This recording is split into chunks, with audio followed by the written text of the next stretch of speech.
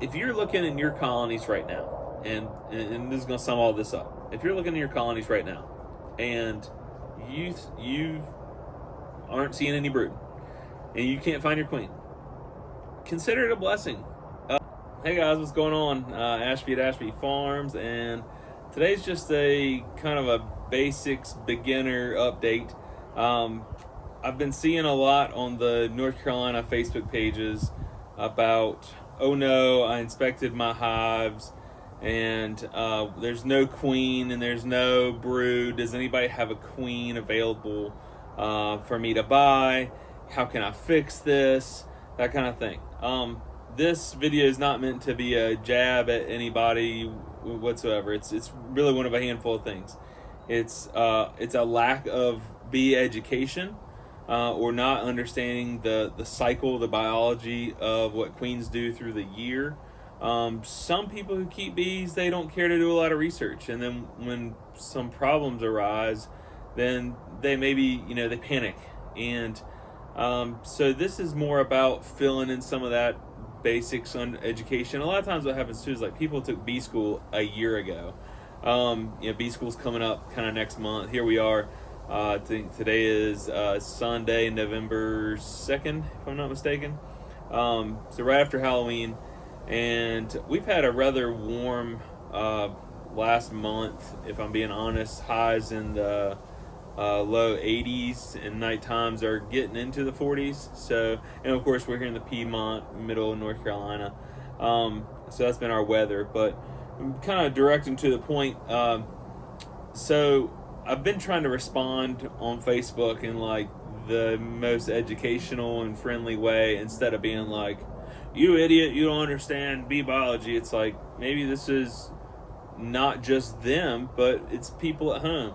And of course YouTube can be full of great information. YouTube can also be full of information that's not so good. So it's hard to know, it's hard to decipher like who you should get your information from. I always steer people towards Bob Benny. A lot of my knowledge came from just watching a lot of his videos. Just, it's all those little things along the way. So don't feel bad. Every person who's an expert started out as a beginner. If you're at home and you're a beginner, this video is kind of for you. So with that in mind, let's talk about some bee biology for a minute. So if we look at bee population coming out of spring, around here, the peak population for the bees is sometime around mid-June. At that point, it kind of levels off, and then we see a decline through the rest of the year as far as the population of the colony goes. The mites, on the other hand, continue to ramp up, and the mite numbers climb into about August, and then we start to see one of a handful of things happen. In August, around here, is when a lot of bees colonies start getting rid of their drones, and because the queen is not laying a lot of drone eggs anymore, she's not laying drone in the drone comb, then the mites, which naturally prefer to go into the drone brood, because it's like 24 days versus 21 days, that longer 3-day exception allows for a little more life cycle of mites, and naturally drone brood is preferred by varroa mites. So with bee populations peaking in mid-June, but mite populations peaking 6 weeks later, at the same time we start to see a decrease in drone brood, then the mites start to migrate towards the worker brood. And as picture this, from August through September into October, the brood nest is shrinking. So how many mites you have in the colony, that number is still going up. And then with less and less larvae to go into, you're getting a higher, I guess you'd say, saturation rate. You're getting more mites in the brood nest because the brood nest is shrinking and the mite number is increasing, and they've got nowhere to go but that brood nest.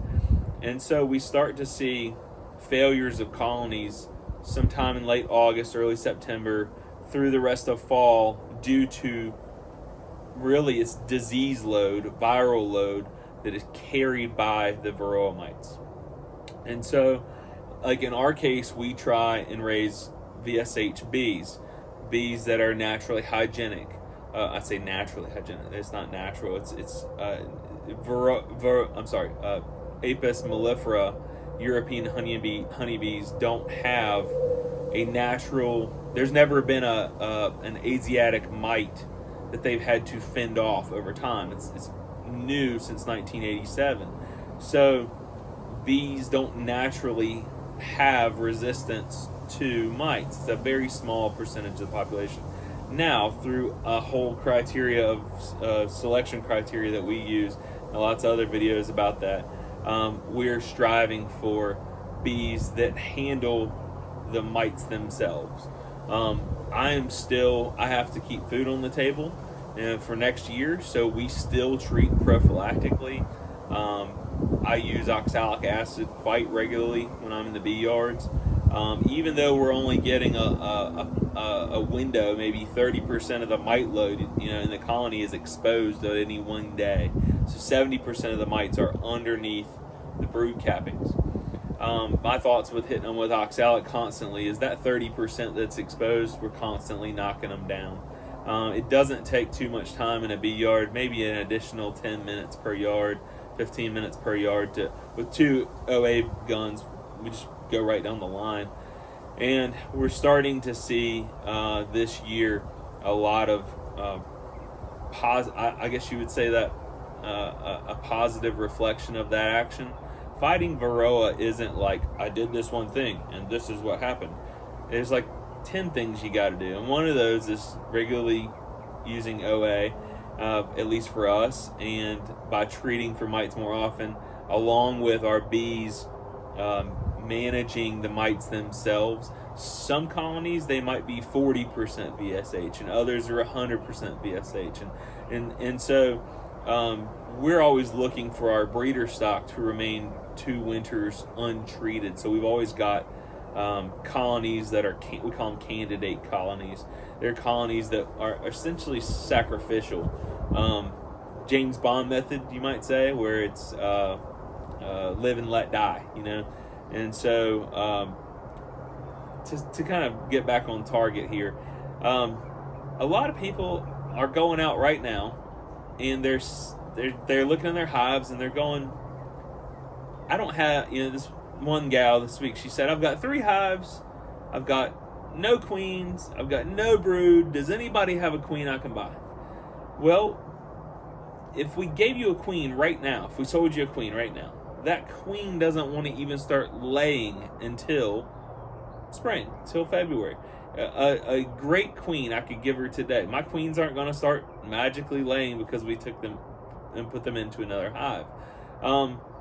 If we look at kind of the whole mite cycle I was talking about, we want to do mite treatments on August 1st so that we're getting rid of the mites to raise healthy fall bees, August, September, October.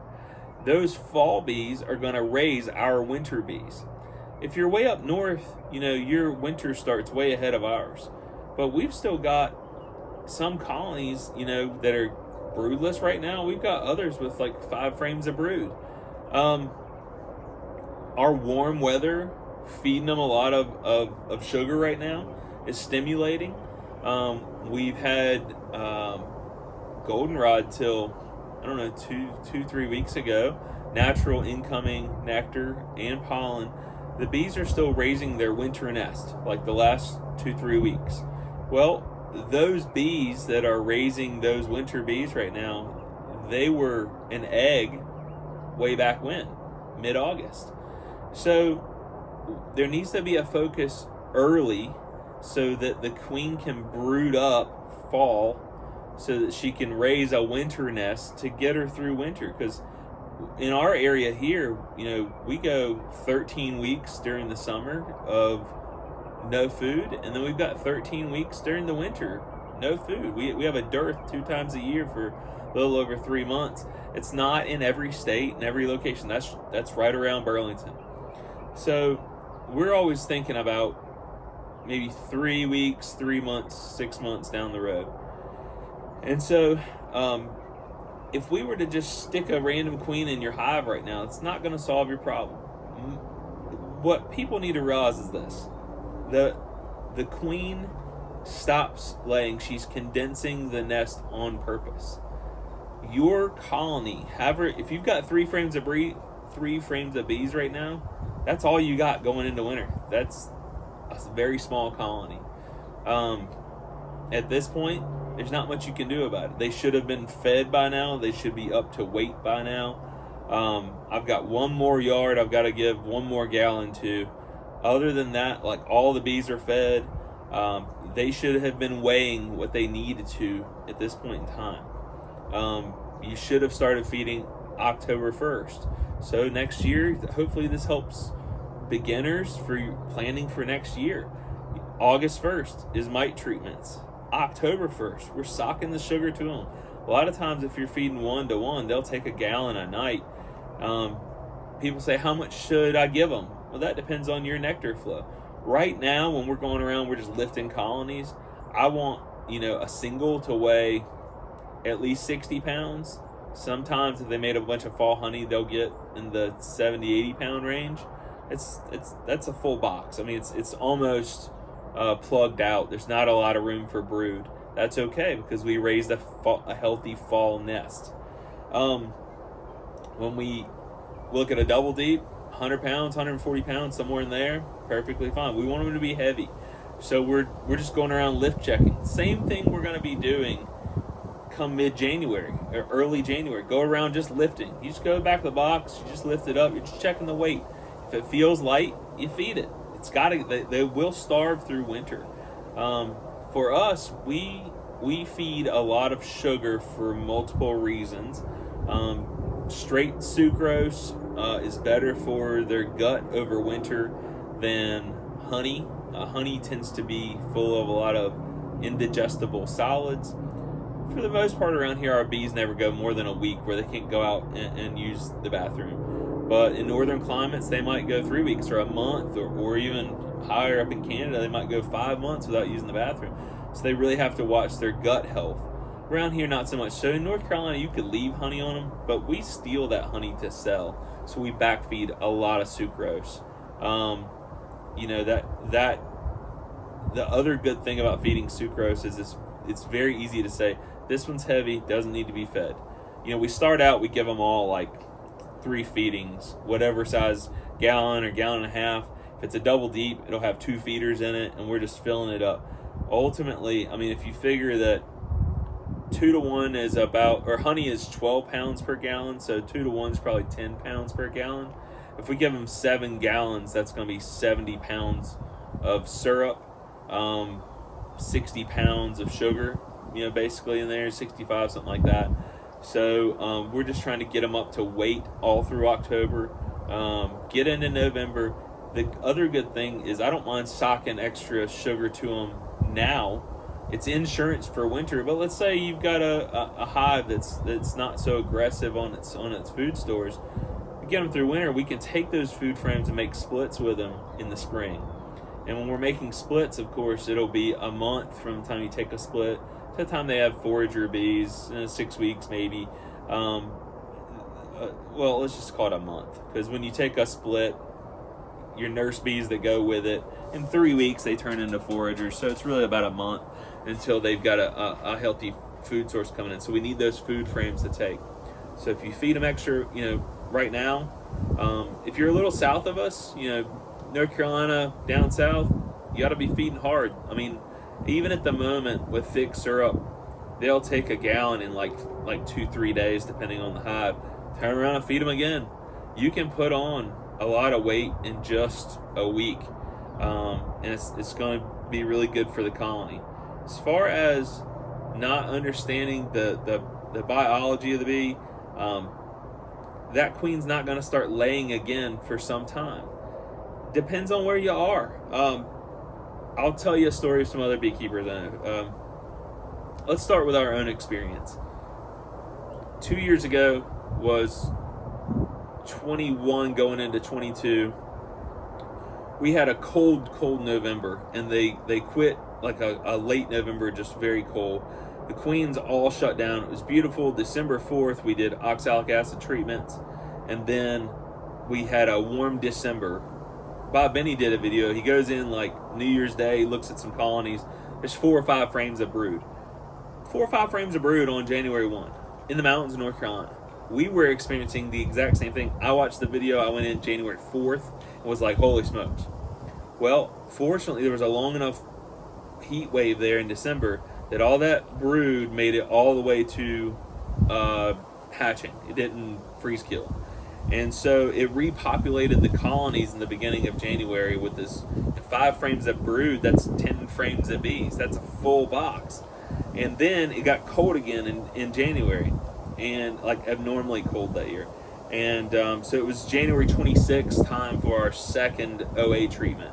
And so we had 2 different periods, 2 months apart, where they went broodless. Last year, on the other hand, I'm going to bring up Patrick McNeely is a guy over in Statesville, which is about an hour and a half west of us. And it was right around Thanksgiving, and he's a regular poster, and I respect his opinions. And he was like, yeah, they're pretty much broodless. So I'm going and I'm searching in my colonies, and I'm still seeing 3 and 4 frames of brood. It just didn't make sense. So he was able to treat with OA, but mine still had brood going on. And then we got into about the 10th of January this year, now 11 months ago, and we were able to use OA at that point when they were broodless. So my broodless doesn't equal your broodless, even an hour and a half distance away. That queen goes broodless on purpose. It's time for the winter nest to just kind of sit. A warm winter is dangerous because they're going out flying every day, but at about 45, 50 degrees, the bees start going out. They might be flying out to defecate, but they're also flying out. They're looking for dead nettle and all kinds of other things. And it's like they're burning up calories, but nothing's coming in. And I don't care who says it. There's no substitution for what Mother Nature can provide. And of course, red maple's our first big thing, our first big nectar flow around here. For us here, that doesn't happen usually until right around February 7th, something like that. First, year to year it differs, but somewhere right around the 7th of February is when our red maple flow starts. So we've got to get the bees through November, December, and January. You got 90 days where what we've been giving them all of October, they need to have sufficient pollen. Well, we have small hive beetles. If I go putting pollen patties in my hives in October, I'm going to have a small hive beetle infestation. Up north, they don't have that problem. Down south, particularly southeast U.S., we do. So you have to figure out how to get pollen in. Fortunately, in this area, we have a lot of aster and a lot of goldenrod. Even if we don't get the nectar flow, the bees almost always get plenty of pollen. I've never had a pollen shortage in my all 5 years beekeeping experience. I don't come with decades, but we do have the hive numbers. For those of you who don't know, we have about 500 hives. So anyways, guys, if you're looking in your colonies right now, and this is going to sum all this up. If you're looking in your colonies right now, and you aren't seeing any brood, and you can't find your queen, consider it a blessing. Use OA on them, and that way all the mites are exposed. And then keep an eye on it. And I think come spring you'll be surprised at how fast those queens, they get going in January. They start with little brood and patches about this big, and anything they can keep warm. And then you get a false sense of spring, and the queen will lay out a big pattern, and then it'll get a cold snap, and only this will be kept warm, and all of that outside they'll cannibalize it. And everybody gets excited about early, a false spring as they call it. And but the big thing right now is don't worry about not having. If you're at this point, don't worry about not seeing any brood. It's a blessing. You should be worried about weight of the colony, and really making sure that this is an arguable point. I like spaces in the lids. I like airflow in my colonies. I'm a bad builder as far as a carpenter goes. My equipment is not airtight, and I consider it a blessing because it keeps moisture out of the hives. It also is like that cracked window in an old house where it's constantly letting out heat, so my bees require more food to get through the winter to stay warm. So there's always trade-offs, but cold's not the killer of bees, moisture is. So to me, cracks in a hive make sense. Keep the moisture going out. Everybody beekeeps differently. So guys, thank you for watching. I hope this helps some beginners. If you like the content, please subscribe and like, and we'll see you on the next episode. Thanks.